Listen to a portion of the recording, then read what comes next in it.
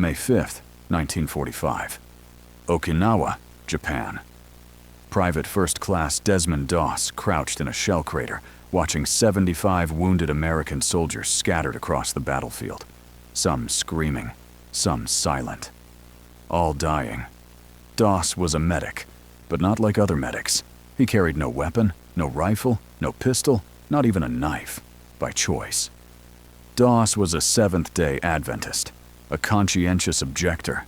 He believed killing was wrong, under any circumstances, even in war. The Army had tried to discharge him. His own unit had tried to get him transferred. Called him a coward. Said he'd get men killed. But Doss had insisted. I can serve. I just can't kill. So they made him a medic, gave him a medical bag instead of a rifle, and sent him to the Pacific. By May 1945, Doss had been in combat for months. Guam, Leyte. Now Okinawa. The bloodiest battle of the Pacific War. His battalion, 1st Battalion, 307th Infantry, had been ordered to assault Maeda Escarpment, a 400-foot cliff, Japanese defenders at the top, fortified positions, machine guns, artillery. The assault had failed. Casualties were catastrophic. Over half the attacking force was dead or wounded. The survivors had retreated down the cliff, back to safety. All except Doss. He had stayed. On top of the escarpment. Alone. With 75 wounded men, and no weapon to defend himself. The Japanese were counterattacking, coming to finish off the wounded. Doss knew he couldn't fight them. His beliefs wouldn't allow it. But he could save the wounded. One at a time. Lower them down the cliff with rope. Get them to safety. Before the Japanese found them, Doss had already lowered 10 men, 65 to go, and he could hear Japanese soldiers getting closer, searching the battlefield, looking for survivors to kill. Doss prayed, "Lord, help me get one more." What Doss didn't know, what he couldn't have predicted, was that the next 12 hours would be the longest night of his life, that he would work through darkness, through artillery fire, through Japanese patrols, to save every single wounded man on that escarpment, unarmed, unprotected, alone, and that his actions would prove that sometimes the greatest courage isn't killing the enemy, it's refusing to kill while saving your own. Who was Desmond Doss? Desmond Thomas. Doss was born in 1919 in Lynchburg, Virginia, raised in a Seventh-day Adventist household. His parents were devout. His father was a World War I veteran, had seen combat, had killed, and it had destroyed him. Alcoholism, depression, violence. Desmond watched his father struggle with what he'd done in the war, and decided early, I will never kill anyone. His faith reinforced that. The 10 Commandments. Thou shalt not kill. To Desmond, that wasn't just a suggestion, it was absolute. When Pearl Harbor was attacked, Desmond was working at a shipyard, essential civilian service. He could have stayed, could have avoided the draft, but Desmond felt called to serve. My country needs me. I can help. I just won't kill.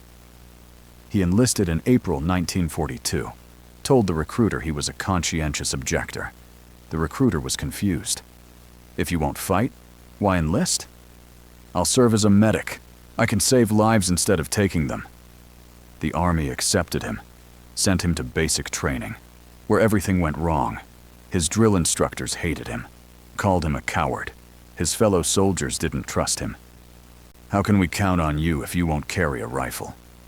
They tried to get him discharged, filed reports, said he was mentally unfit. But Desmond refused to quit. I have a right to serve my country. I have a right to my beliefs. The Army kept him, made him a medic. But his unit, 77th Infantry Division, still didn't want him. They shipped out to the Pacific in 1944. Desmond went with them, still unarmed, still determined. His first combat was Guam, July 1944. His platoon was pinned down by Japanese machine guns. Men were hit, screaming for a medic. Desmond ran forward. Into the fire. No weapon, no protection. Just his medical bag. He reached the wounded, started treating them. Under fire, bullets hitting all around him. He saved 4 men that day. Dragged them to safety, one at a time. His platoon watched. Started to understand. Doss wasn't a coward. He was just different. By May 1945, Desmond had earned the respect of his unit. They still didn't understand his beliefs, but they trusted him. Knew he'd come for them if they were hit. What they didn't know, what Desmond was about to prove, was how far he would go. How much he would risk to save them. The escarpment that became hell. Maeda Escarpment was a natural fortress. 400-foot cliff, sheer on 3 sides. The Japanese had fortified the top. Bunkers, trenches, machine gun nests, artillery. Approximately 3,000 Japanese soldiers. Defending. The American assault began at 600 hours. 1st Battalion scaled the cliff using rope ladders and cargo nets, reached the top, started pushing forward. But the Japanese counterattacked. With everything. Artillery barrages, machine gun fire, grenades, hand-to-hand combat. The fighting was savage. By 1400 hours, the American advance had stalled. Casualties were massive. Over 125 men killed or wounded. The battalion commander ordered a withdrawal. "Get everyone off the escarpment. We'll regroup and try again tomorrow." The survivors retreated. Down the cliff. Back to American lines. But they couldn't take all the wounded. Too many. Too spread out. 75 men were left on top. Some could walk. Most couldn't. All were vulnerable. The Japanese would find them. Kill them. Doss watched his unit retreat. Looked at the wounded scattered across the escarpment. Made a decision. "I'm staying." His squad leader, Sergeant Howell, grabbed him. "Doss, we're pulling back. That's an order." "I can't leave them, Sergeant. You'll die up here." "Maybe. But they'll definitely die if I leave." Howell stared at him. "You're insane." "Probably. But I'm staying." Howell didn't have time to argue. The Japanese were coming. He left Doss, retreated with the others. Doss was alone, on top of Maeda Escarpment, with 75 wounded men, and no way to defend himself. He looked around, found a rope, cargo net left from the assault, tied it to a tree at the edge of the cliff, threw it over. 400 feet down to American lines. This was his plan. Lower the wounded. One at a time. Using the rope. It would take hours. Maybe all night. And the Japanese would be looking for survivors. But it was the only option.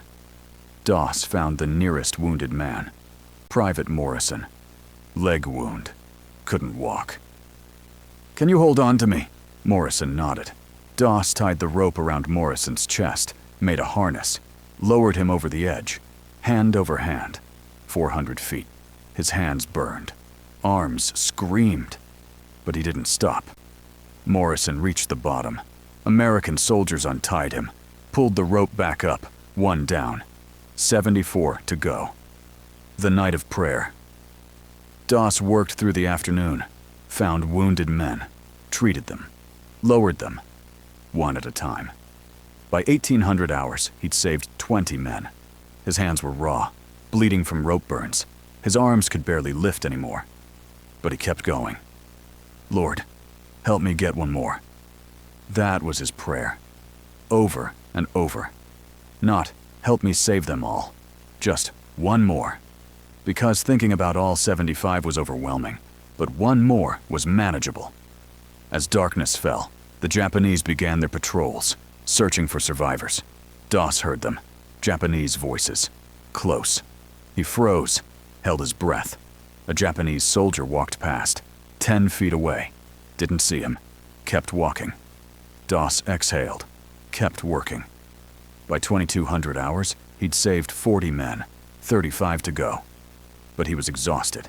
Could barely stand. His hands were so raw the rope was slippery with blood. He found Private Chen. Abdominal wound. Critical. Medic, Chen whispered. Am I going to die? Doss treated the wound. Bandaged him. Not today. I'm getting you out of here. He tied the rope. Lowered Chen. Prayed the whole time. Chen made it. 41 down. 34 to go. At midnight, American artillery started firing. Harassment fire on the escarpment to keep the Japanese from regrouping. But it also hit near Doss. Shrapnel flying. Explosions everywhere. Doss threw himself over a wounded soldier, protected him with his own body. The barrage lasted 10 minutes. When it stopped, Doss checked himself. Shrapnel in his left arm, not deep, painful, but not disabling. He pulled it out, bandaged himself, kept working. By 0300 hours, he'd saved 60 men, 15 to go. His body was shutting down. Muscle failure, dehydration, blood loss from his hands. But he couldn't stop. Not with 15 men still up there. Lord, help me get one more. By 0600 hours, 12 hours after he'd started, Doss lowered the last man. Private Hayes, chest wound, barely conscious. You're the last one, Doss said. We're both getting out of here. He tied the rope around Hayes, lowered him. Then Doss climbed down himself, hand over hand, 400 feet. When he reached the bottom, his hands gave out. He collapsed. Battalion medics rushed over. Doss, are you hit? No, just tired. How many did you save? Doss thought. I don't know. I lost count. Later, the battalion would count. 75 men. Lowered by one unarmed medic. In 12 hours. Under fire. Alone. The count that no one believed. When word spread through the battalion that Doss had saved 75 men, no one believed it. 75? One man? Impossible. The battalion commander, Colonel May, called Doss in. Private Doss, how many men did you save yesterday? I don't know, sir. I didn't count. Maybe 50. May pulled out a list. We've accounted for 75 wounded who came down from the escarpment. All lowered by rope, all saying you saved them. Doss was quiet. 75 sounds high, sir. Maybe fewer. May smiled. Doss, you're the only one who thinks it's fewer. Everyone else is saying you're a hero. I just did my job, sir. Your job is to treat wounded under fire, not to stay behind alone and save everyone. They needed help, sir. I couldn't leave them. May stood. I'm recommending you for the Medal of Honor. Doss shook his head. That's not necessary, sir. It's not about what's necessary. It's about what's right. Over the next weeks, officers interviewed Doss, interviewed the men he'd saved, documented everything. The count was confirmed. 75 men. Some estimates said more. But Doss insisted it was probably fewer. He was modest to a fault. The men he'd saved disagreed. Private Morrison said, Doss lowered me first. I watched him go back up that cliff, again and again, all night. He never stopped, never gave up. He saved my life. Private Chen said, I was dying. I knew it. Then Doss appeared, treated my wound, told me I wasn't going to die. And he was right, because he saved me. Private Hayes said, Doss was the last man off that escarpment. He saved everyone else first, then himself. That's not just courage, that's something more. On October 12, 1945, President Harry Truman awarded Desmond Doss the Medal of Honor, the first conscientious objector to receive it. Doss stood at attention, still couldn't believe it. I didn't do anything special, he said. Truman smiled. You saved 75 men, alone, unarmed. That's special. The hero who never wanted recognition. After the war, Doss returned to Virginia, tried to live quietly. But his story spread. Newspapers wanted interviews. The Army wanted him for recruiting. Other veterans wanted to meet him. Doss declined most of it. I just want to go home. He married his longtime sweetheart, Dorothy Shuta. She'd waited for him through the entire war. They settled in Georgia. Quiet life, small house. Doss worked various jobs. Never talked about the war unless asked. And even then, he was humble. I was just doing my duty. But the war had taken a toll. Doss had been wounded multiple times. Shrapnel, burns, injuries from carrying wounded. He developed tuberculosis from exposure during the war. Lost a lung. Spent years in and out of hospitals. But he never complained. Other men had it worse, he'd say.